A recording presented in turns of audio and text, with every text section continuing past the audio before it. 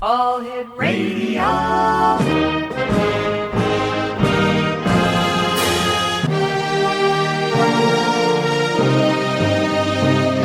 Welcome to the X Zone, a place where fact is fiction and fiction is reality.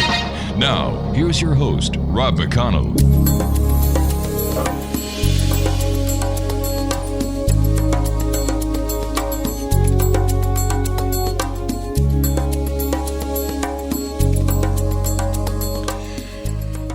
Welcome back to the X Zone, everyone. My name is Rob McConnell. We're coming to you from our broadcast center in Hamilton, Ontario, Canada, worldwide on the X Zone Broadcast Network and our growing family of terrestrial and satellite programming providers.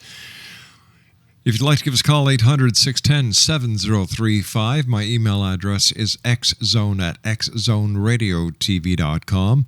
On all social media sites, X Zone Radio TV.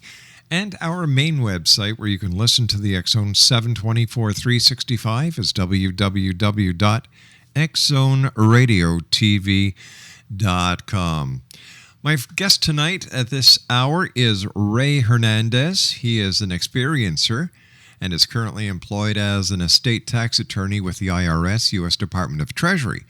He was previously the director of the Center for a Substantial Urban Environment at the City University of New York and director of the Office Community Environmental Planning for the City of New York. He has attended Rutgers College, Cornell University, and was a PhD candidate at UC Berkeley in the City and Regional Planning. He was also the recipient of a National Science Foundation PhD fellowship, and Ray resides with his family in the beautiful city of Miami, Florida. Now, Ray is with us tonight to talk to us about a new organization that has been formed, X Zone Nation. It's called the Foundation for Research into Extraterrestrial Frontiers. Their website is experiencer.co. And joining me now from Miami is Ray Hernandez. And Ray, welcome to the X Zone. Thank you, Rob. I just want to make a slight correction. It's Foundation for Research into Extraterrestrial Encounters. I'm sorry. And it's FREE for short. FREE for short. What was the idea for the creation of FREE? Well, the main objective of FREE is we are a consortium of various organizations and individuals that are taking a totally radical approach to the ET contact phenomenon. We have on board 5 physicists. The most well-known, 2 of the most well-known are Dr. Edgar Mitchell, the 6th man on the moon, the founder of the Institute for Noetic Sciences, and the father of modern consciousness studies. And the other individual is Dr. Rudy Shields, who's an emeritus professor of astrophysics at Harvard University and is still the world's leading expert in black holes. So what our approach at FREE is that instead of viewing the ET contact phenomenon as purely as an abduction phenomenon, that the mainstream media is presenting this phenomenon, we see it as much, much more complex. The approximate 20 individuals in our members of our advisory board and our 10 consultants, we see this phenomenon as having a multi-dimensional reality which can be explained through advanced physics, namely the quantum hologram theory of physics, and one of its derivative, which is consciousness. And we see the aspects of the various paranormal experiences, such as near-death experiences, out-of-body experiences, mystical travel, the shamanic journeys, all of that as interrelated to the ET contact phenomenon, because in each of these different experiences or modalities of contact, individuals have experienced contacts with non-human intelligent beings.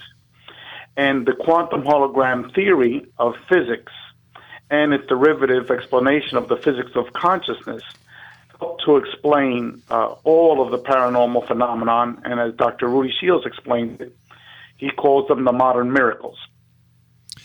So that pretty much is a nutshell of why this organization is differentiated from all the other organizations that are out there, because we are incorporating advanced physics. We actually have 5 physicists in our group. We are incorporating different aspects of the modalities of ET contact, i.e., through the various paranormal phenomenon. All right, Ray. Ray, we've got to take a commercial break. Ray, please stand by. Exonation, Ray Hernandez is our special guest this hour, and we're talking about FREE, Foundation for Research into Extraterrestrial Encounters. And if you'd like to visit their website, is experiencer.co. And Ray Hernandez and I will return on the other side of this 2-minute commercial break as we continue here in the X Zone from our broadcast center in Hamilton, Ontario, Canada. Don't go away.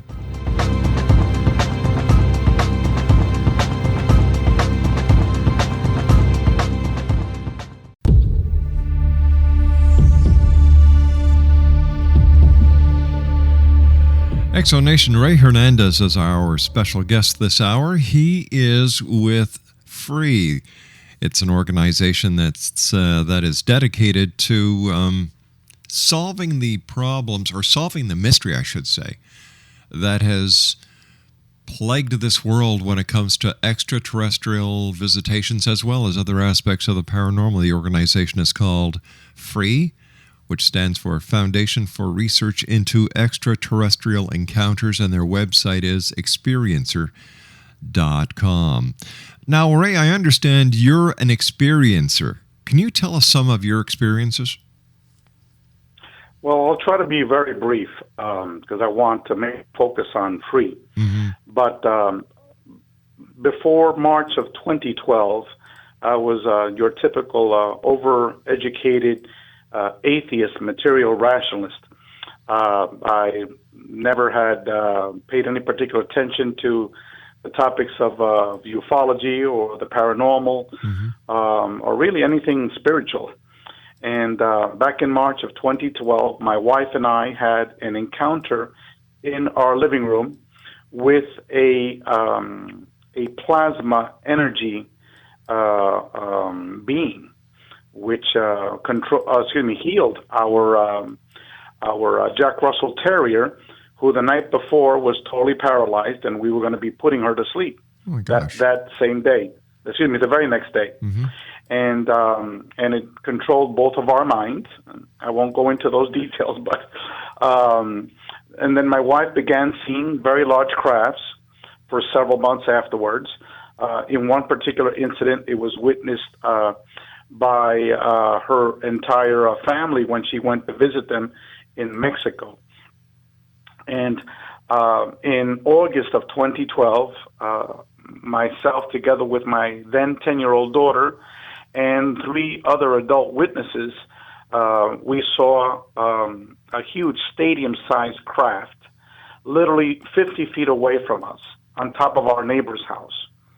And we saw that for approximately 45 minutes. My daughter and I saw it for 45 minutes, and my friends saw it for about 20 minutes. And it was semi-translucent, and it was composed of thousands and thousands of oblong lights, which then, after my friends began trying to come up with possible scientific explanations of what they were seeing, the lights patterns completely changed to thousands and thousands of very large stars that were blinking on and off in a fraction of a second. So then after it made that transition, then it was no doubt what the structure was, and it was a cloaked craft. And it was huge. It was like the size of a football stadium. And it was literally 50 feet from us, and it was approximately maybe 10 feet. The bottom of it was 10 feet from the roof of our next neighbor's house. And then there are many other experiences similar to that, but those are just two examples of some of the crazy experiences that we've gone through. So tell me about how Free was actually formed. Who had the idea? Who went out and actually recruited all the different members? Well, again, this is a very lengthy story, but again, I'll try to be very, very brief. I had a download, or an ET telegram, I called it, when I was in the middle of a traffic jam. Mm-hmm. And I saw a video associated with it. And what the download was that I needed to form an organization discussing the relationship between ETs, the spirit world, and quantum physics. And then I am not a math person or a physics person, so I was totally bewildered at that time, and I called my only friend that is an experiencer at that time, and at 8:30 in the morning, I called her up and I told her what had happened, and she just said, don't freak out. I've had something similar to this before. And then that same night when I got home, I got an email from Mary Rodwell, who's one of the world's most famous ET contact researchers. She's extremely well known in England and in Europe. Not so much in the U.S. because most of the time she spends out there in England and in the rest of Europe, but she resides in Australia. And so she said, "Dear Ray, I'm sorry I'm answering this email 6 months late, but I just found this email." And it was an email that I had sent to her like about 6 months ago about the experience that my daughter, myself, and my three friends had seen that huge craft outside a house. Then I responded by saying, this is what happened today. And so at that point she said, well, we need to talk because I've never heard, someone having such a close encounter with such a large craft for such a long time. And then we talked on Skype, and then she told me that she was a very dear friend of Dr. Rudy Shields, who's a retired professor of astrophysics at Harvard. And then the very next day at 9:30 in the morning, this professor called me. And then at that time, he told me that I needed to form this organization, to be creative, to figure something out, and that he would be my scientific advisor. He then also gave me the telephone number of Dr. Edgar Mitchell, who was his mentor. Right. And he told me that he would call Edgar Mitchell up as well, which he did. And then I managed to call Edgar up later on, and then Edgar invited me to his house. So the communications that you received, where did they come from? What's the origin of these communications? And let me ask you this, Ray, because the size of the UFO that you described that was seen hovering over a house the size of a football field stadium, 10 feet from the roof, 50 feet from where you were standing, did anyone else in the neighborhood see this craft? Did anyone take a picture? Well, first of all, to respond to the where this thing came from, this message, I have no idea. Okay. It wasn't like a voice of someone else. It was like my own voice that was inside my head, very loud and very clear. So I knew it wasn't a thought. It was a distinct message because it was very lengthy. But it was like a thought, that came into my mind. So it's not like what one might think that, it's someone else's voice that's beaming in your head. No, it wasn't like that. And plus there was a video of like a spinning wheel spinning all around, and I was in the middle of it, and it had spokes, and inside all of these spokes were different paranormal phenomenon. And what was holding everything together was quantum physics. And in terms of what happened outside the house, first of all, part of our consciousness was controlled. We don't have enough time to explain, all the details of it. But basically, we were sort of in a semi-hypnotized state because we were not conscious of the reality of the true reality of that UFO out there. We were chatting like you and I are chatting now. But for example, my friend, after watching this thing for 15 or 20 minutes, all of a sudden they said, "Oh, we got to go. We got to leave." And they left, and I didn't even question their leaving. I didn't even question, you're watching a once-in-a-lifetime experience, and you got to go? That's crazy. Everyone had their cameras, including the 17-year-old, which is their daughter. Right. Teenagers are always with these with their cell phones. Yeah. The neighbor that lives right underneath the house where this thing was taking place, they turned on their lights from their living room because they saw these 5 people that were just looking above their roof, for all this time, and they had their light on for like a minute or two, and then they turned it off. Now, the logical thing to do would be, knock on his door and say, "Pablo, get the hell out. Look what's on top of your roof." That didn't even come into my mind. Also, after my friends had left, my daughter and I stayed watching this for another 15 minutes. And then all of a sudden, I felt like I was being attacked by mosquitoes. And I was wearing shorts and I was flapping my legs. Right. And so then I grabbed my daughter and I said, "Come on, Scott, these mosquitoes are killing me. Let's go inside." So we went inside the house, and meanwhile, this thing was still going on outside. This 4th of July fireworks, light show. And so 5 minutes after we got inside, my daughter goes to me, "Daddy, there were no mosquitoes outside." And all of a sudden, it's like the hypnotist said, "Wake up, kid. We're done with you." Right. And all of a sudden, I woke up to the reality, holy cow, what the hell just happened? So I grabbed my video and my camera. I ran outside. Nothing was there. So that is at least my own explanation. I could only speak for myself of why someone doesn't take a camera, why all these so-called logical scenarios don't play out. Because people don't understand that these entities are so advanced that it can actually capture and manipulate part of your consciousness, part of your thought pattern. Where you're thinking you're having a normal conversation like you and I are having now, but up to a certain line you cannot cross. And that's the line dealing with the rationality of your contact experience. All right, let me ask you this. The sighting, did it take place in the city of Miami? Oh, yes. We live in the city of Miami. We live in a very large cul-de-sac, an upper middle-class neighborhood. And this craft, it appeared at about 9:30 at night. Wow. And we're literally maybe 4 blocks from a major thoroughfare. Did anyone else make any reports of this sighting to newspapers, to air traffic control, or to law enforcement? Well, after that experience happened, I made a report to MUFON because no. That's not what I asked. I said, did anyone else who? No, not that I'm aware of. No. Do you find that strange? Not that I'm aware of. Do you find that strange?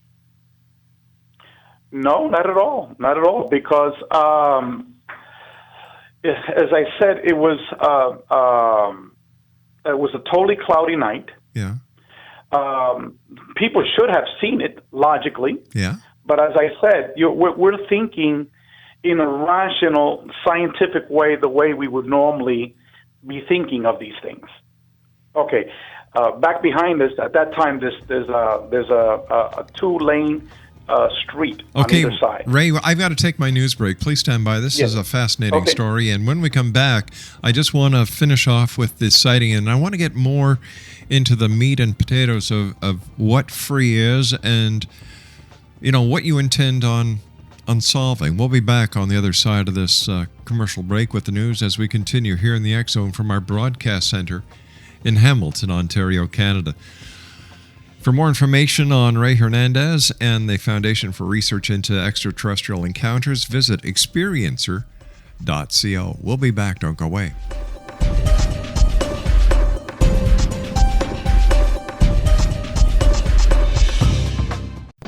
I'm Rob McConnell, and welcome to the X Zone, a place where fact is fiction and fiction is reality. Today on the X Zone, are people really being abducted by aliens?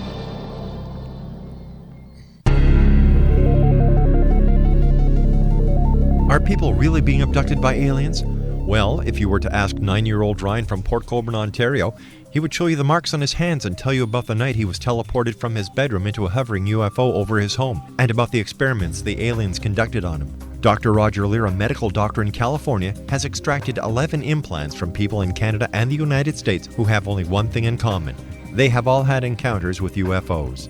70% of all Americans believe they have seen a UFO. 40% of them believe they have been abducted. Maybe E.T. never went home.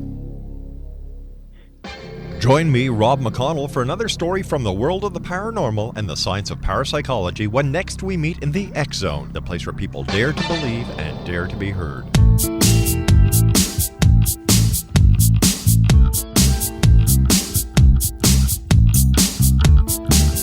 Welcome back, everyone. Ray Hernandez is our special guest this hour, and Ray is telling us about an organization that he founded after receiving a message from extraterrestrials. The organization that he created with many co-directors is FREE, the Foundation for Research into Extraterrestrial Encounters, and their website is experiencer.co.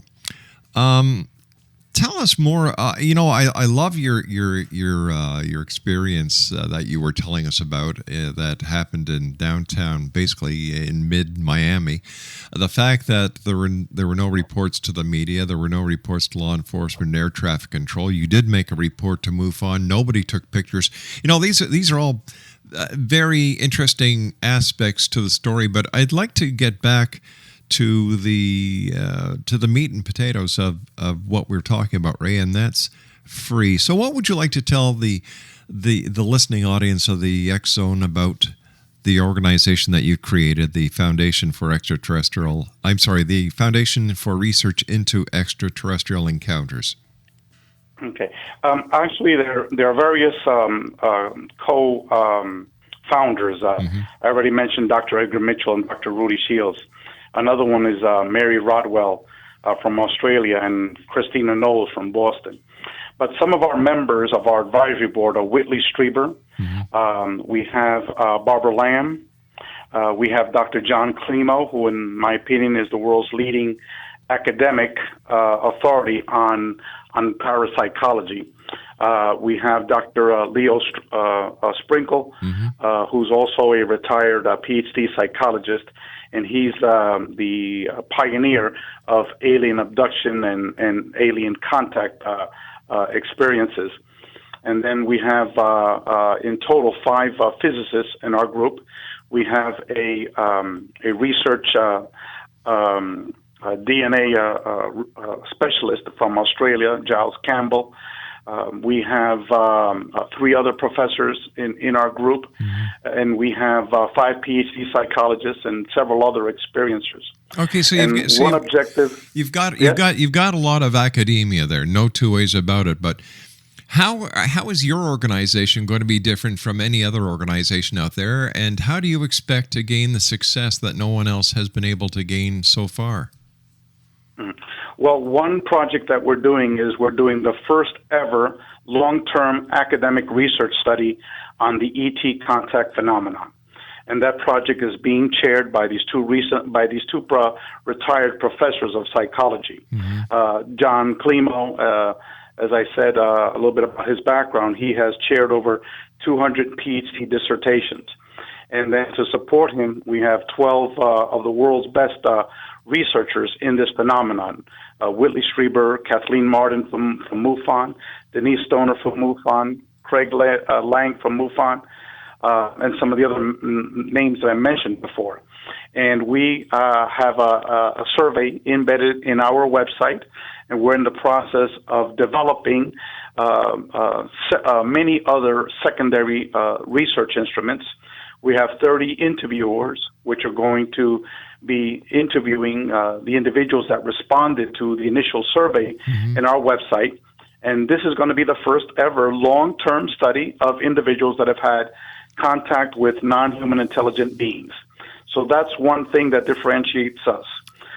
Secondly, let's just stop here and just I've got a couple of questions I'd like to ask you about this survey. Surely. Is this survey going to be done in association with any recognized school of learning? Yes. Dr. John Climo is a professor. Oh no! That's San not Francisco. that's not what I'm asking.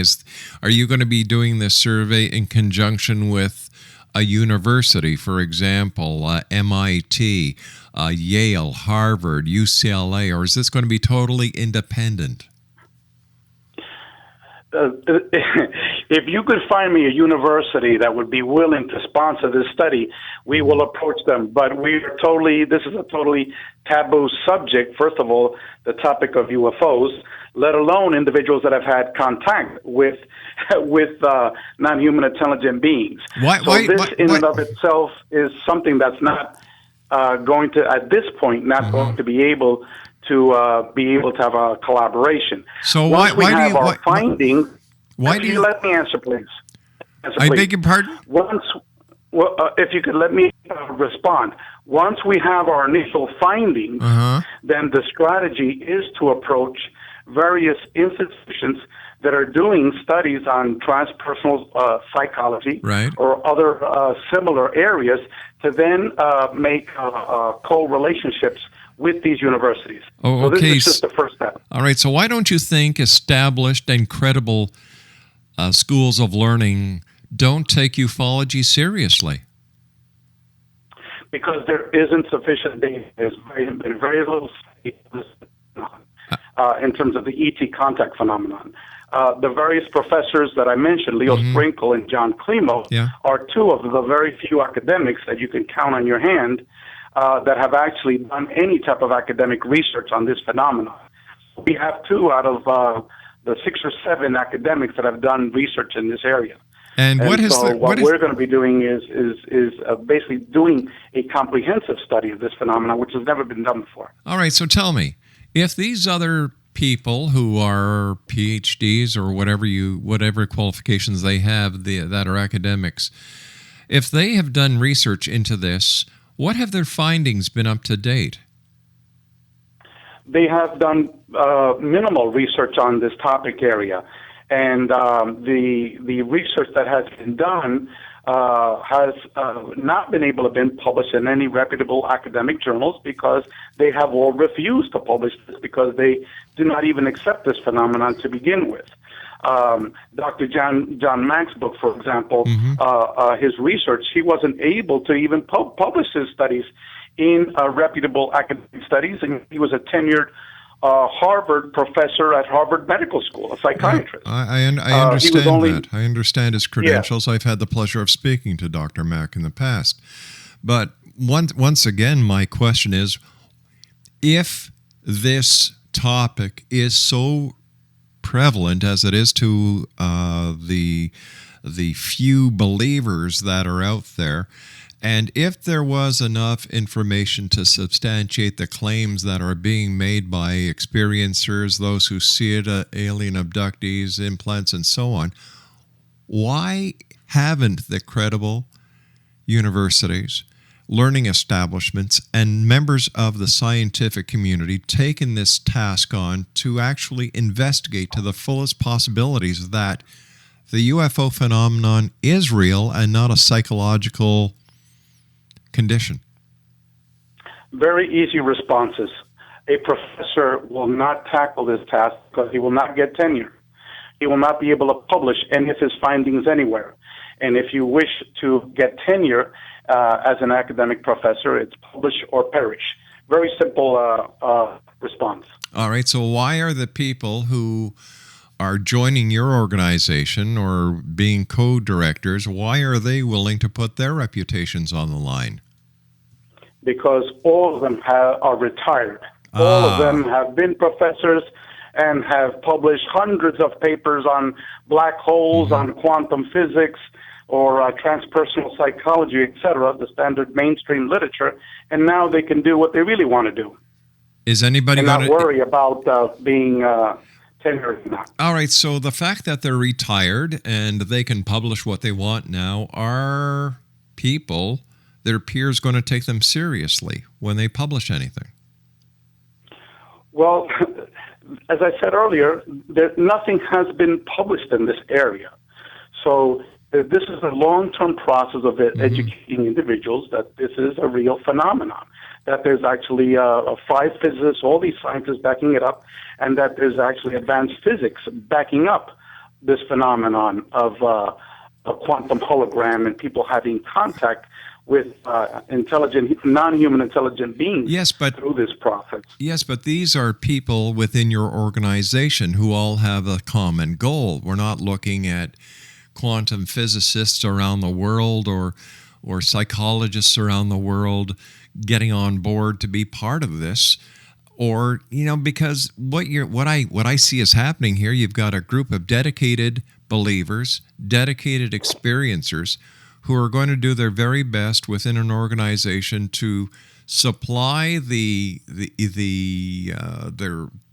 colleagues who refused to do anything in this field the possibility of coming up with some explanations, hoping to get recognition and solving a phenomenon. So what is your question, Rob? That was a statement. It wasn't a question. Yes. Okay. So, yes. So basically, it's from what I understand are you doing the same thing that MUFON is doing? Oh, no. We're working with experiencers. We're doing, as I said earlier, a scientific long-term study of the experiencer contact phenomenon, which is a study that's never been done before. Okay. MUFON does not work with experiencers, and they certainly do not research the experiencer phenomenon. So that clearly distinguishes us from MUFON. I see. And in terms of changing the perception of other academics, which is the statement that you had stated earlier, obviously this is a long-term process because this is the ultimate taboo in our society, that there are UFOs out here, and even more of a taboo is that individuals are interacting with these intelligent beings associated with these UFOs. Yeah. What evidence do you have, or does your organization have, or do any of the members of your organization have that UFOs are real? Well, we have enough evidence to put you in the death chair here in Florida if the 5 people that saw that UFO testify against you if you committed a crime here in Florida. So that's one clear factor. This is all evidence of their testimony of these individuals. And what I stated earlier is that the people do not understand the complexities of this phenomenon. As I said, these entities are able to tap right into your brain, know exactly what you're thinking, able to control part of your consciousness, and I could only explain for myself and what I've heard from others. But in my case, the issues of a camera, the issues of thinking logically, are not subjects that come up when you're interacting with these beings. And that's something that a lot of people don't know about. Well, after listening to your story about the size of this craft hovering over a house in Miami, it was transparent. So how do you know it was there if you didn't see it? No, I didn't say I didn't see it. So, we all saw it. Okay, so how can you see pictures of it? How can you see something that's transparent? That makes no sense. No, it was semi-transparent. I said it was made up of thousands and thousands of oblong streaks of light initially, which then transitioned to thousands and thousands of stars that were approximately 10 times the size of Venus. So it was clearly visible from at least 5 or 10 blocks on the periphery of where we were. Wow. Now, what it wasn't a solid object like an airplane right in front of you. Okay.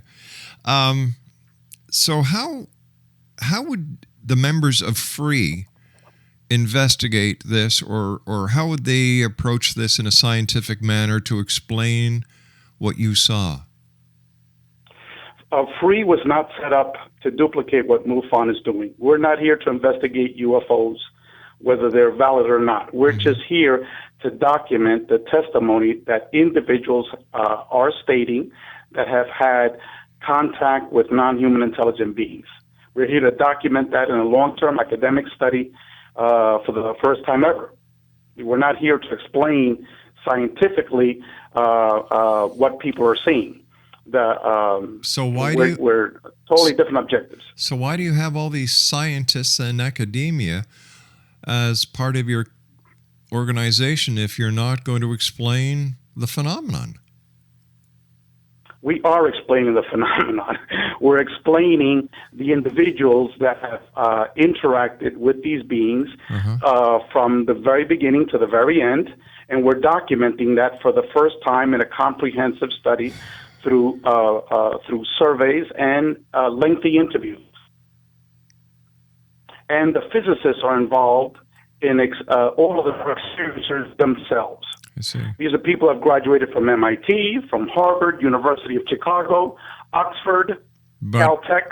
But if I'm and not, they're all experiencers, and these are individuals that have had their own phenomenon. They're certainly not crazy or nuts, and they're here to explain the physics of why this is interacting. All right, stand by. We've got to take our final break. Exo Nation, Ray Hernandez is our guest, and we'll be back on the other side of this break as we continue here in the X Zone from our broadcast center in Canada.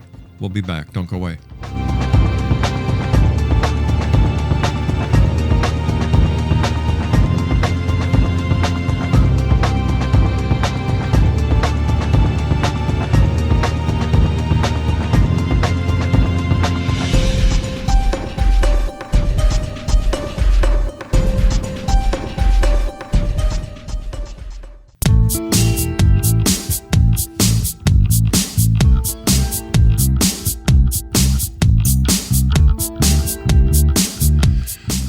Ray Hernandez is our guest. Experiencer.co is the website. Now, Ray, is this is the research that you people are going to be doing in your scientific survey or research? Is it going to be just in the United States, or is it going to be open to the rest of the world? Right now, it's in English. So anyone that's able to communicate in English will be able to take our initial survey instrument, which is embedded in our website. And then we have interviewers, almost all of them are English-speaking. We do have 3 or 4 that are Spanish-speaking individuals. But at this point, the initial survey instrument is not in Spanish. Okay. What type of interviews will you be conducting with these people, and what are the qualifications of those who are doing the interviewing to make sure that the proper information is acquired from your witnesses? No, the proper information is going to be a structured interview. We have various open-ended questions, and then we have various forced choice questions that the interviewee will be taking. So and they will be trained by our 2 professors in terms of the open-ended questions. So it's not like they could just do what the hell they want. It's very specifically structured, this whole process. And we have a series of, right now, of approximately 20 different secondary research questionnaires that they will be conducting. Wow. Are you going to make your information public? Most definitely. Your research, I should say, we public? have the protocols. We have the protocols public on our website. So individuals can scrutinize the methodology right on our website, and not only the findings, but the actual data will be made public. Wow! Now, how long has FREE been in existence?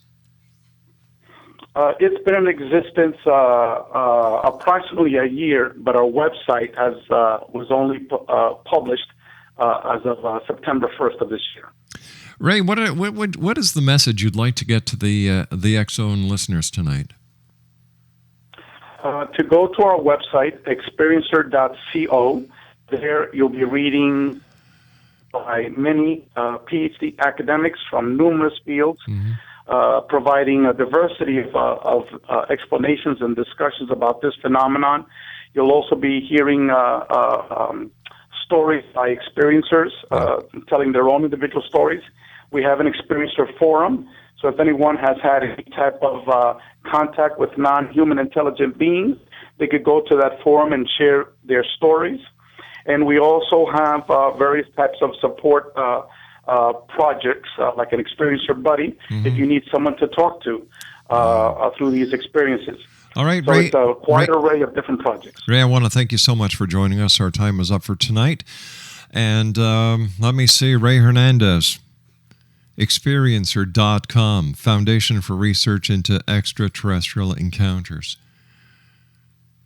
A UFO the size of a football field, made of lights, translucent, over a house, multiple witnesses, four or five witnesses that we know of, no pictures taken, no reports made to any media, law enforcement, or air traffic control. Am I missing something here? Okay. And an organization that has a number of retired professionals. Why they're doing this? Because established academia and the scientific community doesn't want to touch it. Makes you wonder, doesn't it? We'll be back on the other side of this commercial break with the news as we continue right here in the X Zone from our broadcast center in Hamilton, Ontario, Canada. I'll be back. Don't go away.